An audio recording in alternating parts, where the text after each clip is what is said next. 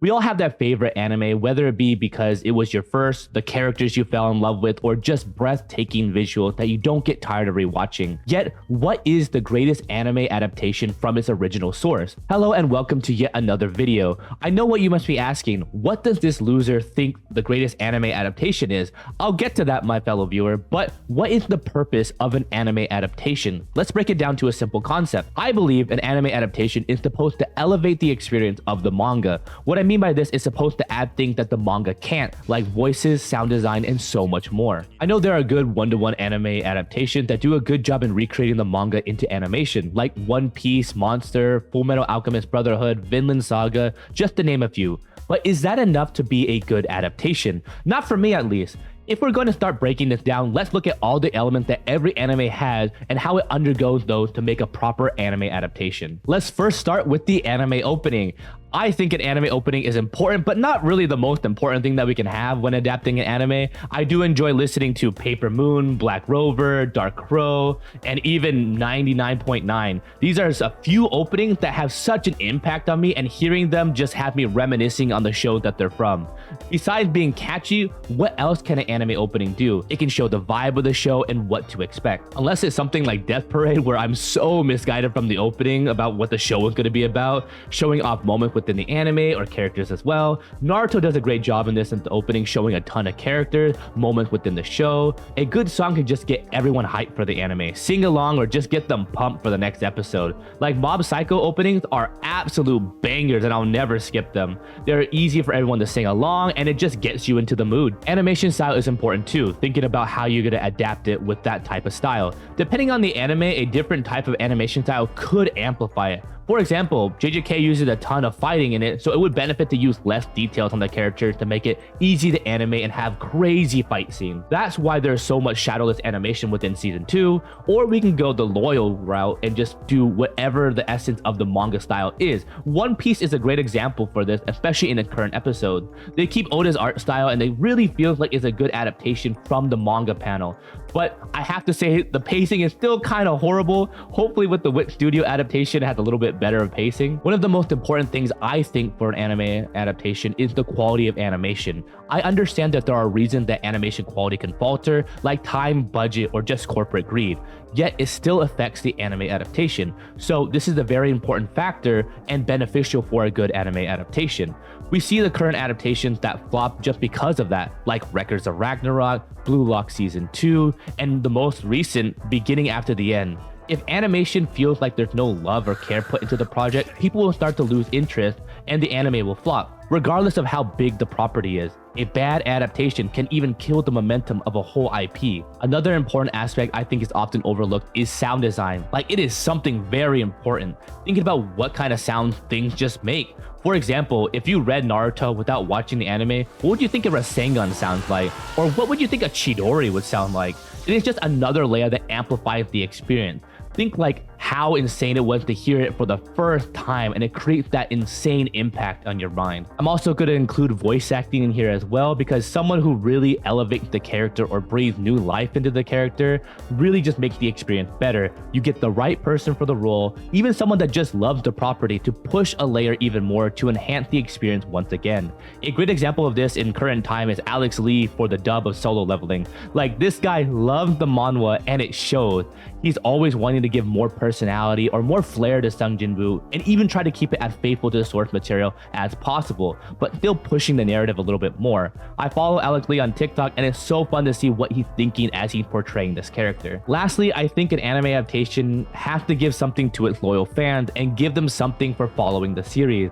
For example, maybe a hype fight is where they put most of the budget, or a funny scene is so well done that you burst out laughing. Like, there are so many ways to do it, even with Easter eggs in the opening or slight spoilers within the opening that only people who have read the content will understand. Just give some fan service, appropriate fan service. Okay, so now you're gonna ask me, bro, what do you think the best anime adaptation is? And okay, I believe an anime adaptation that does all these things and does it well is David's Productions' JoJo's Bizarre Adventures. And hey, before you start typing in the comments below and saying that there's another anime adaptation that does it better, let me explain. For one, this is completely in my opinion, and this is just my thoughts, and I just want to elaborate a little bit more. JoJo has such a beautiful team behind it. There's so much love and thought put into each part. We can start with the opening. I know I might be biased in saying this, but I don't think there is a single bad JoJo opening. Yeah, there might be ones that are better than others, but not a bad opening. There are absolute bangers and so many hidden details behind them.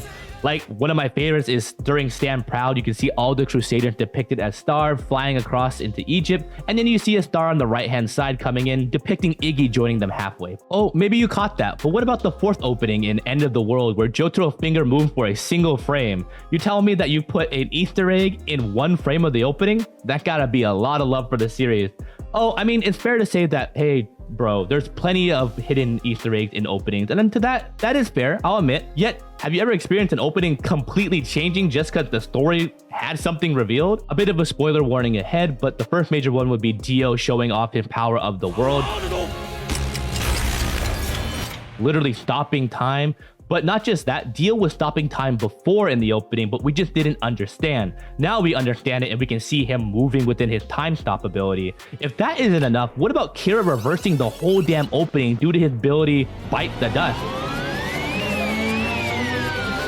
Like, the animation studio thought this through, and it's just peak opening. So much love put into it, so much thought put into it, and it just breaks the mold of a good animation and just good song for an opening. Putting more creativity and love into the opening, just making it more memorable. Now we move on to style. If anyone has read JoJo, you know Araki has such a unique, beautiful, and heavily detailed style. So it would be very difficult for an animation studio, but David Production has done it. They put so much work into capturing Araki's style, allowing them to even have fluent animation style. I mean, it is not as detailed as the manga, but it is very close. We even have different parts adapting in the newer art style, seeing our buff men slowly turn into fashionable twinks. Even color schemes have changed to match what part is being drawn, like the yellow sky in Diamond is Unbreakable. You can pay respect to the color swapping palettes. It's so fun. Like, let's be for real. The color palette changing in JoJo is just so iconic, but I think it really allowed the animators to use different character palettes that Araki had given to characters. Some characters have multiple color palettes, and it just kind of cool to see them incorporate into the design. Yet I think what I love most about it is how true it feels to the manga and yet gives a modern feel. Like, even iconic panels that have the same style captured has a bit of elevation, like Rohan's I Refuse scene or even Giorno's 7-page Muda. The anime does such a phenomenal job in capturing the style of the manga. Now we get to sound design, and holy shit, if there's so much that JoJo does right. Let's start with the voice acting. It's so damn good. Dio scream, Jotaro the world, and just so much more. These voice castings are just on point, and there's so much passion and life given to these characters that help elevate them to the next level, gives more depth and fleshing out to the 2D drawings, and even the OSTs are all bangers, like Jotaro's theme. Like, man, if that doesn't get you hyped to fight a gay vampire, I don't know what will. But Giorno's theme has to be the best of all. It has become so iconic, like just the chanting of JoJo and Golden Wind is like great. But you know panties start dropping when you hear that piano start playing. You know, I bet Diavolo has had multiple deaths with that theme alone, just causing him heart attacks. Even with that, I still don't think the sound design has peaked in these areas. When it comes to sound effects, David Production is in the league of their own. For example, everyone likes replaying Benimaru's attack, and it's so cool. But we kind of know it's just like an explosion, just made it sound a little bit cooler. Yet, have you ever thought of the concept of what stopping time would sound like? Dio's The World is just so powerful sounding. The reverse sound, the clock within the sound, the ticking, everything behind it is just perfect. The punches from Gold Experience sounding like fucking bullets, especially in the 7-page Muda scene.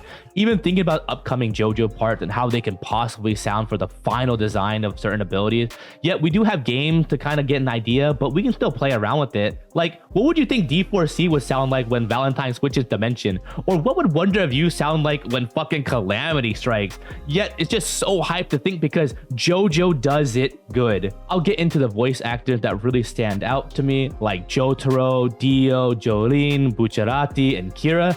all these characters were just felt like perfect casting in my very biased opinion. I think Jotaro having a deep commanding voice really captures the mood of the characters, a serious and stoic character. Dio having such a powerful and intellectual voice just adds to the character's charisma. We have these lines that he delivers that just, I can't help stop but laugh. Goodbye, Jojo. Goodbye, JoJo. And Rie. But yeah, I have to admit, for both Jotaro and Dio, when they're fighting the Odas and Muda, they're just perfect, man. We have moments like Narancia crying for Bucciarati, Joseph screaming Caesar's name, and just so much more that creates so much unforgettable and emotional experiences. Finally, the fan service. Not that fan service. I mean, like really giving the fans that have enjoyed the series before the animation, those who read the manga and gush over insane panels, quotable lines, and incredible reveals, using the fourth opening, End of the World Again. It wasn't until my fourth watch through that I realized that the clock ticks 9 times in the beginning, indicating how long Dio is able to stop time, which again is a lot of love for the series coming out of just every possible outlet. Some of my favorite moments in this series is Josuke's hip pose at the end of part 4, the 7-page Muda, Rohan's I Refuse, and the torture dance. I think these things just really show how much love is executed in the anime. I just find more and more things as I rewatch the series, because I do honestly, I think I missed a few things. Currently on my 5th rewatch through, and I don't know if I didn't realize this, but in part 4, it's legit saying part 4 under the stage opening. I can't believe I just missed an obvious part 4 reference. Again, this is completely my opinion, and everyone is allowed to think that another anime is better and has a better adaptation. I would love to know what you think is the best anime adaptation and why. Please be respectful in the comment below. And again, thank you for making it to the end of this video. I have been your bestest bro, and I'll see you when I see you. Another video in the books. Time to work on another script. Are you forgetting something? Oh, hey, Radio. I just finished a video. I'm about to start on another script. I said, are you forgetting something? Oh, you're talking about promoting the fan animation of Naruto versus Ichigo by overworking our animator Omar until he can't use his hands anymore? Wait, what does he just say? Exactly. We should let your viewers know. Until I can't use my hands anymore? Yeah, of course. Take it away, Radio. Become a patron today to help us finish the very anticipated Naruto vs. Ichigo fan animation. There are a variety of tiers to choose from, ranging from $2, and if you're feeling really generous, $2,500. Different perks of being a Patreon are Discord access, live streams, daily updates if Omar remembers to post it, and much more. Come and be a part of this amazing community. Thank you for all of your support.